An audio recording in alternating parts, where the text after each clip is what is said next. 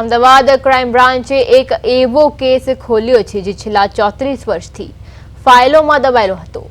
શહેરના કુતુબનગર વિસ્તારમાં એક હત્યા બાદ મૃતદેહને દાટી દેવામાં આવી હોવાની કડી મળતા પોલીસે આજે જેસીબી અને એફએસએલની ટીમ સાથે રાખીને ખોદકામ શરૂ કર્યું છે।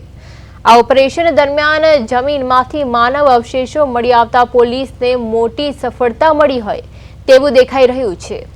કુતુબનગરમાં ચાલી રહેલા આ ઓપરેશનમાં ક્રાઇમ બ્રાન્ચને કંકાલના અમુક ભાગો વાળ અને હાડકા જેવા દેખાતા નાના ટુકડાઓ મળી આવ્યા છે। 34 વર્ષ જેટલો લાંબો સમય વીતી ગયો હોવાથી અવશેષો ખૂબ જ ખરાબ હાલતમાં છે, પરંતુ એફએસએલની ટીમ દ્વારા તેને સાવચેતીપૂર્વક એકત્ર કરવામાં આવ્યા છે। ક્રાઇમ બ્રાન્ચના પીઆઈ એપી જેબલિયાના નેતૃત્વમાં હજુ પણ પૂરતા પુરાવા મેળવવા માટે તપાસ ચાલુ છે।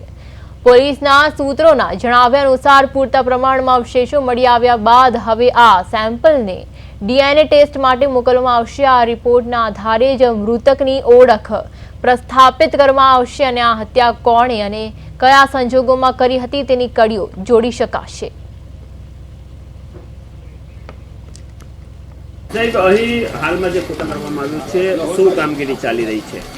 અમને એક માહિતી મળી હતી કે 35 વર્ષ પહેલાં અહીંયા કોઈ મૃતદેહને દાટેલો છે। તેના આધારે અમે જાણવાજોગ દાખલ કરી અને ફોરેન્સિક અધિકારીઓ સાથે અમે અહીંયા ખોદકામ ચાલુ કર્યું છે અને અવશેષો મેળવવાની પ્રક્રિયા ચાલુ છે। સાહેબ, શું અવશેષો મળી આવ્યા હતા અને સમગ્ર મામલો શું હતો અને સમગ્ર મામલો કેવી રીતે બહાર આવ્યો? અલગ અલગ અવશેષો મળી આવ્યા છે અને એનું હવે તપાસ ચાલુ છે। ડીએનએ પરથી ખ્યાલ આવશે કે આ મૃતક કોણ છે અને મૃતકની ઓળખાણ થશે, તેના પછી ખ્યાલ આવશે કે આ મામલો